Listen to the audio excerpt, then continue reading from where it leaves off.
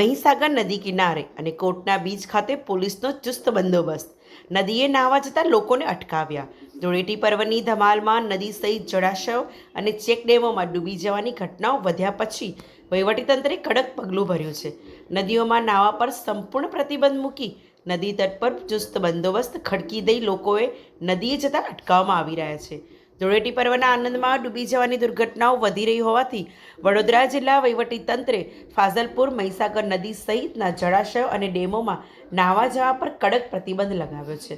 છેલ્લા કેટલાક દિવસોમાં નદીમાં મજબૂત પ્રવાહને કારણે અનેક યુવાનો અને બાળકો ડૂબી જવાની ભયાવહ ઘટનાઓ સામે આવી હતી, જેના કારણે વહીવટીતંત્રે આ કડક પગલું લેવું પડ્યું. આ પ્રતિબંધનો કડક અમલ કરવા માટે મહીસાગર નદી તટે અને કોટના બીચ ખાતે જવાના તમામ માર્ગો પર પોલીસ અને વહીવટી અધિકારીઓની ટીમો તૈનાત કરવામાં આવી છે.